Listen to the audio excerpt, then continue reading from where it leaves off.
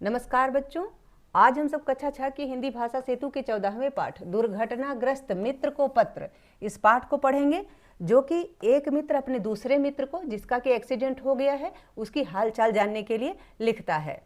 प्रस्तुत पाठ में दुर्घटनाग्रस्त मित्र को पत्र के माध्यम से ढाढ़स बंधाते लेखक ने जीवन के दृष्टिकोण को सोचने समझने की प्रवृत्ति तथा इच्छा शक्ति पर बल दिया है। यानी जब किसी के ऊपर विपत्ति आ जाए तो उसको उस समय किस प्रकार से अपने विचारों को सकारात्मक रखना चाहिए, अपनी इच्छा शक्ति को कैसे बढ़ाकर रखना चाहिए, इसी पर लेखक ने बल दिया है। अक्सर लोग विपत्ति के समय आतंकित यानी भयभीत और अपने पथ से विचलित हो किंग कर्तव्य विमूढ़ हो जाते हैं, यानी आतंकित हो जाते हैं। जब विपत्ति आती है, समस्याएं आती हैं तो लोग भयभीत हो जाते हैं और अपने रास्ते से विचलित हो जाते हैं यानी हट जाते हैं, तथा किंग कर्तव्य विमूढ़ हो जाते हैं, यानी क्या करें उनको ऐसा समझ में नहीं आता है। तो जो धीर वीर और पराक्रमी होते हैं वे ऐसी परिस्थिति में मनोबल नहीं घटने देते और अपना मार्ग स्वयं प्रशस्त करते हैं। यानी विपत्ति के समय में भी जो लोग साहसी होते हैं, पराक्रमी होते हैं, जिनके अंदर धैर्य होता है, वे लोग अपने मनोबल को यानी अपने विश्वास को कभी भी घटने नहीं देते हैं, बल्कि अपना रास्ता जो होता है स्वयं शुरू करते हैं, प्रशस्त करते हैं, यानी निर्धारित करते हैं, अपना एक अच्छा रास्ता निकाल लेते हैं समस्याओं से भी। ठीक है, आगे लेखक कहते हैं, जीवन के निराशा भरे क्षणों में स्वयं को संतुलित बनाए रखने में हमारे समक्ष अनेक महापुरुषों के उदाहरण हैं। इनका प्रेरणास्पद जीवन ही इस पत्र की आत्मा है। यानी हमारे सामने बहुत से ऐसे उदाहरण हैं जिन लोगों ने विपत्ति के समय में धैर्य रखा है और धैर्य रख के विपत्तियों का सामना करते हुए आगे बढ़े हैं। तो लेखक का कहना है कि इनका प्रेरणास्पद जीवन ही, जो प्रेरणा देने वाले जीवन हैं, जो हमारे सामने हमारे आगे बहुत से ऐसे लोग हैं जिन्होंने विपत्तियों को सहा और आगे बढ़े, तो उनका ये जो दृष्टिकोण है कि उन्होंने कैसे साहस के साथ विपत्तियों का सामना किया, वो सारी चीजें इस पत्र की आत्मा है। ये जो पत्र लेखक ने लिखा है इसकी आत्मा वो सारे विचार हैं। पत्र शुरू होता है 5/76 त्रिनगर दिल्ली, यानी 5/76 त्रिनगर दिल्ली की घटना है ये। दिनांक 24 मार्च 2020 ... यानी 2000 ... यानी कितना है ये नहीं लिखा है कि 2020 है, 21 है, 22 है, 23 है, 24 है, क्या है ये नहीं लिखा है। ठीक है, प्रिय मित्र रजनीकांत सप्रेम वंदे, यानी प्रिय मित्र रजनीकांत प्रेम सहित वंदे यानी नमस्कार, प्रेम से नमस्कार। आशा है तुम स्वास्थ्य लाभ कर रहे होगे, यानी आशा है कि तुम अच्छे से रेस्ट कर रहे होगे। परीक्षाओं की व्यस्तता के कारण मैं तुम्हारे पास नहीं आ पा रहा हूँ, यानी परीक्षाओं के चलने के कारण मैं थोड़ा बिजी हूँ। ठीक है, इसलिए तुम्हारे पास नहीं आ पा रहा हूँ। तुम्हारी दुर्घटना की विकरालता पर जब मेरा ध्यान जाता है तो तुम्हारे धैर्य, साहस और मनोबल पर विस्मय विमुग्ध होकर रह जाता हूँ। यानी जो तुम्हारे साथ दुर्घटना हुई उसकी भीषणता, विकरालता यानी भीषणता पर जब मेरा ध्यान जाता है तो तुमने किस प्रकार से धैर्य रखा, साहस रखा और अपने मनोबल को बनाए रखा, इस पे मैं विस्मय यानी आश्चर्यचकित होकर, विमुग्ध यानी मोहित होकर रह जाता हूँ। यानी इससे मैं बहुत आश्चर्यचकित रहता हूँ और मोहित भी हो जाता हूँ कि तुमने कितने धैर्य और साहस के साथ अपनी विपत्ति का सामना किया। संभवतः ईश्वर में असीम आस्था ने ही तुम्हें इतना मनोबल दिया है कि तुम विपत्ति को सहज रूप में झेल रहे हो। लेखक कहता है कि संभव यही है कि तुम जो ईश्वर में असीम आस्था रखते हो, यानी असीमित विश्वास रखते हो, असीमित आस्था रखते हो, उसी से तुम्हारा मनोबल इतना बढ़ा हुआ है कि तुम किसी भी विपत्ति को सहज रूप से झेल लेते हो। आगे लेखक कहता है, उसी ईश्वर ने तुम्हारे मित्रों, परिवारजनों और हितैषियों को भी इस वज्राघात को सहन करने की शक्ति दी है। यानी उसी परमात्मा ने जिस पर तुम भरोसा रखते हो, उसी ने तुम्हारे मित्रों को, तुम्हारे परिवारजनों को तथा तुम्हारे हित चाहने वाले लोगों को भी इस वज्राघात से, यानी वज्र के समान आघात, इस भयंकर चोट से, ये जो भयंकर तुम्हारे साथ दुर्घटना हुई, इसको सहन करने की शक्ति दी है। यानी उसी परमात्मा ने सबको ये शक्ति दी है कि तुम्हारे कष्ट को सभी सह सक रहे हैं। तुम्हारे अविचलित धैर्य और अपार साहस के बलबूते पर ही तुम्हारे शुभचिंतक अपना मनोबल बनाए रखने में समर्थ हुए हैं। यानी लेखक कहता है कि जो तुम इतना साहस रखते हो, इतना धैर्य रखते हो, अविचलित यानी विचलित न होने वाला, अडिग धैर्य जो तुम रखते हो, जो तुम्हारा अपार साहस है तुम्हारे अंदर, शायद इसी के बलबूते पर जो तुम्हारे शुभचिंतक हैं यानी तुम्हारे चाहने वाले हैं, उन्होंने भी अपना मनोबल बनाए रखने में समर्थ हुए हैं। यानी वो लोग भी इसी वजह से अपना मनोबल बना पाए हैं क्योंकि तुम इतने साहस के साथ इस परेशानी का सामना कर रहे हो। दुर्घटना के प्रथम दिन से लेकर आज तक तुमने जिस सहन शक्ति का परिचय दिया है वह मेरे जैसे दुर्बल व्यक्ति के लिए अनुकरणीय है। यानी दुर्घटना जिस दिन तुम्हारे साथ हुई, जब तुम्हारा एक्सीडेंट हुआ, तब से लेकर आज तक तुमने जिस प्रकार की सहन शक्ति दिखाई है, यानी सहने की शक्ति दिखाई है, इसका परिचय दिया है, वह मेरे जैसे दुर्बल व्यक्ति के लिए अनुकरणीय है, यानी नकल करने योग्य है, अपनाने योग्य है। यहाँ पुस्तकीय ज्ञान की चर्चा करना व्यर्थ होगा क्योंकि संकट को इतने सहज रूप में झेलकर तुमने दूसरों को मुस्कुराना सिखाया है। संकट की घड़ी में भी शांत चित्त रहना कोई तुमसे सीखे। लेखक कहता है कि संकट के समय में भी तुम जितने शांत चित्त रहे, जितने धैर्य के साथ रहे, ऐसा कोई तुमसे सीखे कि विपत्ति आए तो धैर्य के साथ, शांत चित्त के साथ, यानी शांत मन के साथ विपत्तियों का सामना करे। इस बात को कोई तुमसे सीखे। ये लेखक कहता है, तुलसीदास ने विपत्ति के साथियों की गणना एक दोहे में की है। मैंने देखा कि तुम्हारे पास वे सभी असमय के यानी संकट के सखा यानी साथी बिना बुलाए आ गए थे। यानी लेखक कहता है कि तुलसीदास जी ने एक दोहे में संकट के साथियों का जिक्र किया है और मैंने देखा कि जब तुम्हारे ऊपर विपत्ति पड़ी तो तुम्हारे ये साथी बिना बुलाए ही तुम्हारे साथ आ गए, यानी तुम्हारे पास आ गए। तुम स्वयं तो आश्वस्त थे ही, आश्वस्त यानी विश्वस्त, तुमको स्वयं पर विश्वास तो था ही, अपने मित्रों और शुभचिंतकों को भी ढाढ़स बढ़ा रहे थे। यानी तुम्हें स्वयं पर विश्वास तो था ही, तुम स्वयं तो संतुष्ट थे ही कि कोई बात नहीं, समस्या आई है, दूर हो जाएगी, मैं ठीक हो जाऊंगा। और तुम अपने शुभचिंतकों को भी, अपने रिश्तेदारों को भी ढाढ़स बढ़ा रहे थे, धैर्य दे रहे थे कि परेशान ना होइए, मैं ठीक हो जाऊंगा। आगे लेखक कहते हैं, तुलसीदास जी के दोहे का उदाहरण देते हैं कि तुलसी असमय के सखा, धीरज धर्म विवेक, साहस सुकृत सत्यव्रत, राम भरोसो एक। तुलसीदास जी कहते हैं कि असमय के सखा, यानी जब आप पे परेशानी आए, विपत्ति आए, उस समय के आपके साथी कौन होते हैं? धीरज, धर्म और विवेक। धीरज यानी धैर्य, आपका धैर्य जब आप पे विपत्ति आए, संकट आए, ऐसे समय में आपके सखा यानी साथी होते हैं आपका धैर्य, आपका धर्म और आपका ज्ञान। विवेक यानी ज्ञान, आपका धैर्य, धर्म और आपका ज्ञान ही उस समय आपका साथ देता है, यानी आपका सच्चा साथी होता है जब आप पे संकट आता है। इसलिए साहस सुकृत सत्यव्रत, राम भरोसो एक। इसलिए जब विपत्ति पड़े तब अपने साहस को नहीं छोड़ना चाहिए, अच्छे कर्मों को नहीं छोड़ना चाहिए, सुकृत यानी अच्छे कर्मों को नहीं छोड़ना चाहिए, सत्यव्रत यानी सत्यनिष्ठ रहना चाहिए, झूठ का सहारा नहीं लेना चाहिए, तथा राम भरोसो एक यानी परमात्मा पर विश्वास रखना चाहिए। इसीलिए जब आप पे विपत्ति आए तो आपको साहस और सत्कर्म करना चाहिए, सत्य का साथ देना चाहिए तथा परमात्मा पर भरोसा बनाए रखना चाहिए।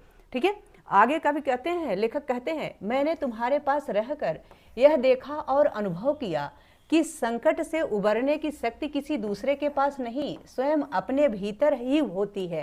यानी लेखक कहता है कि संकट को सहने और उससे उबरने की यानी उससे बाहर निकलने की जो शक्ति होती है वह किसी दूसरे के पास नहीं होती, बल्कि स्वयं अपने भीतर होती है, ऐसा लेखक कहता है। आगे लेखक कहते हैं पत्र में, कर्मवीर की यात्रा के साथी धैर्य, साहस और मनोबल ही हैं। कर्मवीर यानी जो कर्म करने वाले लोग हैं, कार्य करने वाले लोग हैं, उनकी यात्रा के साथी यानी उनके जीवन यात्रा के जो सच्चे साथी होते हैं वो उनका धैर्य होता है, उनका साहस होता है और उनका मनोबल ही है।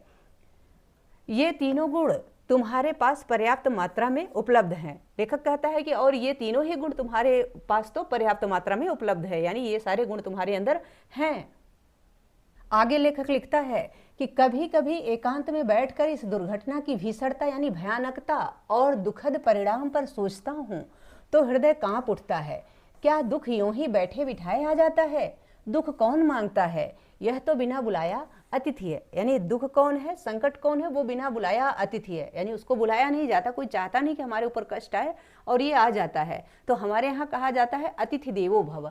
यदि दुख अतिथि है तो हमें उसका स्वागत करना चाहिए, यानी धैर्य के साथ और साहस के साथ उसका सामना करना चाहिए। तकलीफें आएंगी तो दूर हो जाएंगी, यानी इस प्रकार से हमें विपत्तियों का सामना करना चाहिए कि विपत्ति खुद ही हमें छोड़ के चली जाए कि भैया तुम इतने साहसी हो, मैं तुम्हारे पास नहीं रह पाऊंगी।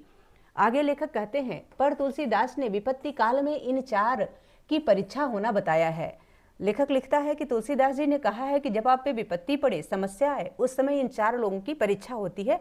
यदि ये 4 आपका साथ देते हैं तो ये आपके सच्चे साथी हैं, यदि साथ नहीं देते हैं विपत्ति में तो ये आपके सच्चे साथी नहीं है, अर्थात इन लोगों से तब दूर हो जाना चाहिए। धीरज धर्म मित्र अरु नारी, आपतकाल परखिए चारी। लेखक लिखता है तुलसीदास जी का दोहा कि धीरज धर्म मित्र और नारी, ये 4 आपतकाल यानी विपत्ति के काल में परखिए चारी, इन 4 को विपत्ति के काल में परखिए कि ये आपके सच्चे साथी हैं या नहीं। यदि विपत्ति के समय आपका धीरज यानी आपका धैर्य आपको नहीं छोड़ता है, आपका साथ नहीं छोड़ता है, आपके अंदर धैर्य रहता है, आपके अंदर धर्म पर विश्वास बना हुआ है, और आपका जो मित्र है, जो हमेशा आपका साथी बना रहता है, आपका फ्रेंड है, यदि वह संकट के समय आपके साथ कंधे से कंधा मिलाकर खड़ा है, तथा आपकी नारी यानी पत्नी यदि वह भी संकट के समय आपके साथ खड़ी है, तब तो जानिए कि ये आपके सच्चे मित्र हैं। धीरज धर्म और मित्र और नारी ये आपके सच्चे साथी हैं, अन्यथा इनसे दूर हो जाना चाहिए। आपतकाल परखिए चारी, इन 4 को विपत्ति के काल में ही परखना चाहिए। यानी अगर सच्चा साथी होगा, सच्ची नारी होगी, सच्चा धैर्य आपका होगा, सच्चा धर्म आपका होगा, तो निश्चित रूप से विपत्ति में भी आपका साथ देगा। इसलिए इन 4 की विपत्ति के समय में परीक्षा होती है, ऐसा तुलसीदास जी ने कहा है, जिसको लेखक ने यहाँ उदाहरण के रूप में प्रस्तुत किया है। आगे लेखक कहता है, विपत्ति काल ही तो पुरुषार्थ की जांच का समय है। यानी आपके अंदर कितना साहस है, पुरुषार्थ का अर्थ होता है साहस, कितना साहस है, इसकी जांच का समय विपत्ति काल ही है। यानी जब परेशानी आती है तभी पता चलता है कि आप कितने साहसी हैं। मुझे अत्यधिक प्रसन्नता है कि तुम इस कसौटी पर खरे उतरे हो। यानी तुम बिल्कुल इस कसौटी पर खरे उतरे हो, तुम्हारे अंदर बहुत साहस है, बहुत धैर्य है, इसलिए तुम्हारे अंदर पुरुषार्थ की कमी नहीं है। पिछले कुछ समय में मैंने तुम्हें अनेक विपत्तियों से जूझते हुए देखा है, किंतु तुम्हारी कष्ट सहिष्णुता देखकर मैं स्तब्ध रह गया हूँ।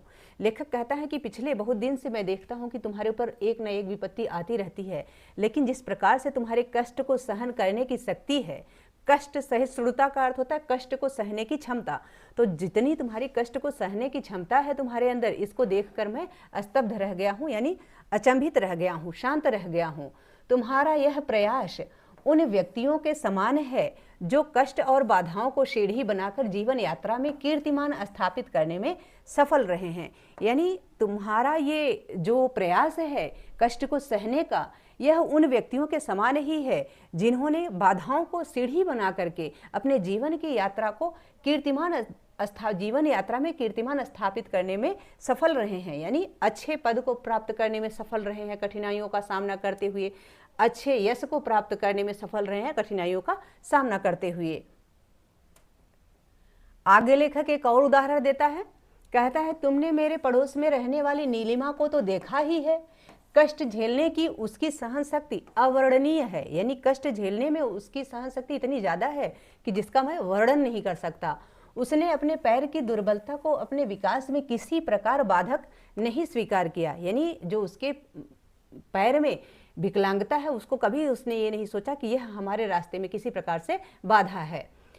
4-5 बार की शल्य चिकित्सा को उसने जिस साहस के साथ झेला वह उसकी पीठ ठोकने के लिए पर्याप्त है। लेखक बताता है कि नीलिमा ने जिस प्रकार से 4 और 5 बार यानी 4-5 बार शल्य चिकित्सा यानी ऑपरेशन को झेला है जिस साहस से, उसकी तारीफ करने के लिए यह पर्याप्त है। यानी उसकी जितनी तारीफ की जाए उतनी कम है। उसने अपने दुखी माता पिता को साहस दिलाते हुए कहा था, पापा आप विचलित न हो, मेरा सबसे कम उपयोगी अंग पैर ही अपंग हुआ है, बाकी सभी अंग तो सक्रिय हैं, मैं सारे कार्य भली प्रकार कर सकूंगी। यानी वो नीलिमा अपने माता पिता को दुखी देखती है तो उनको समझाती है कि पापा आप परेशान ना हो, विचलित ना हो, यानी परेशान ना हो, मेरा सबसे कम उपयोगी अंग मेरा पैर ही नहीं है, पैर ही अपंग हुआ है, बाकी सारे अंग तो वैसे ही हैं, सक्रिय हैं, यानी कार्य करने के योग्य हैं, कार्य कर रहे हैं, इसलिए मैं अपने सारे कार्य को सही से कर सकूंगी, इसलिए आप परेशान न हो। इस प्रकार से वह अपने माता पिता को धैर्य देती है, साहस बढ़ाती है। यह उसकी जीवटता ही है कि वह निरंतर आगे बढ़ती चली जा रही है। आज वह मेडिकल कॉलेज के अंतिम वर्ष में है, कल वह डॉक्टर बनेगी और दीन दुखियों का दर्द दूर करने में समर्थ हो सकेगी। यानी लेखक बताता है कि उसकी यह जीवन जीने की इच्छा शक्ति ही है कि वह लगातार आगे बढ़ती जा रही है। आज वह मेडिकल कॉलेज में अंतिम वर्ष में पढ़ाई कर रही है, कल वह डॉक्टर बनेगी और दीन दुखियों के दुख दर्द को दूर करने का प्रयास करेगी, दुख दर्द दूर करने में सफल हो जाएगी। आगे लेखक लिखता है, सच कहता हूँ तुम्हें देखकर मुझे कभी कभी ईर्ष्या होने लगती है। यानी कि तुम्हें इतना साहसी धैर्यवान देख करके कभी कभी मुझे ईर्ष्या होने लगती है, यानी जलन होने लगती है। तुम जैसा धैर्य और साहस मुझ में क्यों नहीं है, यानी मैं तुम्हारे जितना साहसी और धैर्यवान क्यों नहीं हूँ। आगे लेखक कहता है, मित्र, शारीरिक स्तर पर कुछ कमी होने पर भी कुछ ऐसे महान व्यक्ति हुए हैं जिन्होंने विकलांगता का अनुभव तक नहीं किया। यानी कुछ ऐसे महान लोग भी हैं जिन्होंने ये समझा ही नहीं कि वो विकलांग हैं, विकलांग होते हुए भी उन्होंने इसका अनुभव नहीं किया कि वो विकलांग हैं। वायरन, मिल्टन, जयसी, सूरदास आदि ने कभी यह नहीं जाना कि उनके शरीर में कोई अभाव है, यानी उनके शरीर में कोई कमी है। इन लोगों ने कभी इस बात को नहीं समझा, यानी अनुभव तक नहीं किया। वो अपने जीवन को बहुत अच्छे से आगे ले गए। जैक एस्ले बधिर थे, उन्होंने होठों से पढ़ना सीख पार्लियामेंट में गूंगे बहरों की हितों की जबरदस्त वकालत की। यानी एस्ले बधिर थे, जैक एस्ले बधिर थे, यानी बधिर का अर्थ होता है बहरे, वो उनको सुनाई नहीं देता था, लेकिन उन्होंने होठों से पढ़ना सीख करके पार्लियामेंट में यानी संसद में गूंगे और बहरे व्यक्तियों के हित के लिए जबरदस्त वकालत की। हेलन केलर तो गूंगी बहरी ही नहीं, दृष्टिहीन भी थी। यानी हेलन केलर जो थी ये सिर्फ गूंगी और बहरी ही नहीं थी, यानी सुन और बोल नहीं पाती थी, सिर्फ इतना ही नहीं था, बल्कि ये दृष्टिहीन भी थी, इनको दिखाई भी नहीं देता था। उसने दृष्टिहीनों और बहरों के लिए जो किया वह सर्वविदित है। यानी हेलन केलर ने जो लोगों के लिए किया, दृष्टिहीनों के लिए जो किया, बहरों के लिए किया, वह सबके द्वारा जाना जाता है, यानी उसको सभी जानते हैं, सर्वविदित है, यानी सबके द्वारा जाना जाता है। यानी इन्होंने क्या किया कि जो गूंगे बहरे लोग थे उनके लिए ब्रेन लिपि का आविष्कार हुआ था, तो उसको इन्होंने प्रमोट किया और ज़्यादा प्रोत्साहित किया, बढ़ावा दिया। आगे लेखक कहता है कि तुम्हारी इस दुर्घटना से मैंने जाना कि विवेकशील व्यक्ति के लिए विपत्ति कोई समस्या नहीं होती। यानी जो विवेकशील व्यक्ति है, जो बुद्धिमान व्यक्ति है, समझदार व्यक्ति है, उसके लिए समस्या कोई विपत्ति नहीं होती, यानी विपत्ति कोई समस्या नहीं है, आपत्ति कोई समस्या नहीं है। मैंने तुम्हें सदैव प्रसन्नचित्त ही पाया है, यानी मैंने जब भी देखा तुमको हमेशा तुमको प्रसन्नचित्त ही पाया है, तुम हमेशा प्रसन्न ही रहते हो, खुश मन से ही मैंने तुमको देखा है। यही तुम्हारे जीवन की सफलता का रहस्य नहीं है, अर्थात तुम्हारे जीवन की सफलता का रहस्य यही है कि तुम हमेशा प्रसन्नचित्त रहते हो, सुखी रहते हो, खुश रहते हो। मैं अगले ही सप्ताह तुम्हारे पास आ रहा हूँ। लेखक कहता है कि मैं अगले ही सप्ताह तुम्हारे पास आ रहा हूँ, तुमसे मिलने आ रहा हूँ। सस्नेह तुम्हारा अपना नीरज शर्मा, यानी प्रेम के साथ तुम्हारा अपना प्यारा मित्र नीरज शर्मा। ठीक है, आशा है कि यह पाठ आप सबको बहुत अच्छे से समझ में आ गया होगा। अब हम इसका अभ्यास कार्य देख लेते हैं। यहाँ पाठ से संबंधित शब्दार्थ दिया गया है, तो आप इसको यहाँ से नोट कर लें, शब्दार्थ को यहाँ से नोट करें। यहाँ पाठ में लोकोक्ति और मुहावरे हैं, तो इसको भी देख लें। आगे है अभ्यास प्रश्न, बोध और विचार, बहुविकल्पी प्रश्न। सही विकल्प चुने, यानी जो सही विकल्प है उसको आप चुने। यहाँ आपको बहुविकल्पी प्रश्न दिए गए हैं। पहला प्रश्न है, प्रस्तुत पत्र किसे लिखा गया है? तो उत्तर है रजनीकांत को। किसे लिखा गया है? रजनीकांत को लिखा गया है, इसलिए ख ऑप्शन सही है। दूसरा प्रश्न है, पत्र लेखक अपने मित्र के पास क्यों नहीं जा पा रहा है? तो क्यों नहीं जा पा रहा है? परीक्षाओं के कारण, यानी परीक्षाओं के कारण बिजी है, व्यस्त है, इसलिए नहीं जा पा रहा है, इसलिए का ऑप्शन सही है। ठीक है, अगला प्रश्न देखते हैं। दूसरा, धीरज, धर्म, विवेक, साहस और सत्यव्रत को असमय के सखा किस कवि ने बताया है? तो इसको किस कवि ने असमय का यानी विपत्ति के समय का साथी बताया है? तो तुलसीदास जी ने बताया है, इसलिए ग ऑप्शन सही है। ठीक है, अगला प्रश्न है चौथा, कर्मवीर की यात्रा के साथी कौन होते हैं? तो कौन कौन से होते हैं? जो कर्मवीर होते हैं, कार्य करने वाले लोग होते हैं, उनकी यात्रा के साथी कौन होते हैं? उनका धैर्य, उनका साहस, उनका मनोबल, ये सभी होते हैं, इसलिए घ ऑप्शन सही है, उपरोक्त सभी। ठीक है, आगे देखते हैं पांचवा प्रश्न है आपत्ति काल में किसकी परख होती है, यानी किसकी परीक्षा होती है। तो जब विपत्ति का समय होता है, आपत्ति काल होता है, उसमें धीरज और धर्म की, पत्नी की, मित्र की, इन चारों की परीक्षा होती है, इन चारों की परख होती है, इसलिए घ ऑप्शन सही है, उपरोक्त सभी। ठीक है, छठा प्रश्न है नीलिमा को क्या दुख था, यानी नीलिमा को क्या हुआ था। तो उत्तर है उसके पैर में खराबी थी, इसलिए का ऑप्शन सही है। ठीक है, आगे देखते हैं सातवां प्रश्न है निम्नलिखित में से कौन महान व्यक्ति शारीरिक रूप से विकलांग नहीं था। तो कौन नहीं था, शेक्सपियर विकलांग नहीं थे, सूरदास जी ये अंधे थे, वायरन और मिल्टन ये भी विकलांग थे। आगे देखते हैं आठवां प्रश्न है जैक एस्ले को क्या समस्या थी, यानी उनके अंदर क्या कमी थी। तो उत्तर है वे बधिर थे, यानी उनको सुनाई नहीं देता था, इसलिए का ऑप्शन सही है। आगे है लघु उत्तरीय प्रश्न। तो हम लघु उत्तरीय प्रश्नों को तथा दीर्घ उत्तरीय प्रश्नों एवं भाषा बोधन के प्रश्नों को अगले वीडियो में हल करेंगे। आशा है कि यह पाठ तथा इसका यहाँ तक का अभ्यास कार्य आप सबको बहुत अच्छे से समझ में आ गया होगा। यदि पाठ से संबंधित या वीडियो से संबंधित कोई सुझाव हो या आपकी कोई क्वेरी हो, प्लीज़ कमेंट बॉक्स में अवश्य लिखिएगा। वीडियो पसंद आए तो इसको लाइक करें, शेयर करें, चैनल पर नए हैं तो प्लीज़ इसे सब्सक्राइब अवश्य करें। बहुत बहुत धन्यवाद।